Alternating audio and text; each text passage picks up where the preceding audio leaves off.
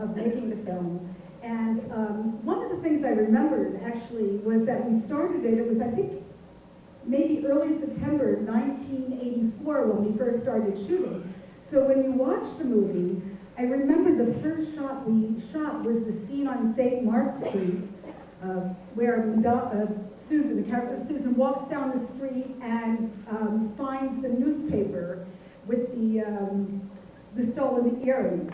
So that was the very first scene that we shot, and I remember looking at Mitch and Sarah on the street and kind of all of us looking at each other and with this kind of goofy grin, realizing that we were actually making a movie. It sort of didn't hit us until that day.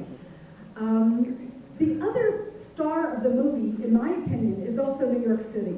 I mean, New York has changed so much in the last 25 years, especially downtown New York. And I think what's interesting about the film, and I haven't seen it on a big screen in 25 years, so I'm very nervous and curious to see it, but I think the early and mid-'80s was a really interesting time in New York because it was really pre-gentrification. So downtown really had this very interesting and authentic gritty quality that no longer exists downtown. In fact, some of the places like Danceteria no longer exists. The boutique Love Saves the Day isn't there. I think it went out of business 2 years ago. And when you see, there's a scene where Roberta is running down the street with a tutu and a birdcage.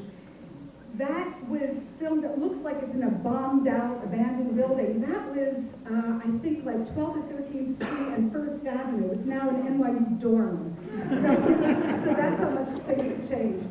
And the other thing I just wanted to mention, because again, thinking back on it, it's sort of interesting, is that this was one of the early films that really had so many women involved behind the camera, in front of the camera, on the production level.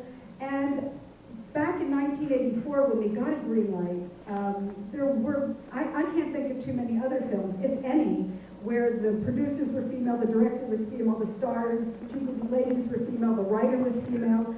So it really was kind of interesting in that respect as well.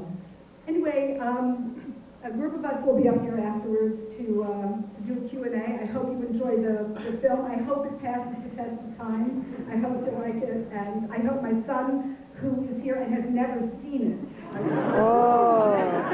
he was waiting for a special occasion to look at it. I hope, Ozzy, that you like it.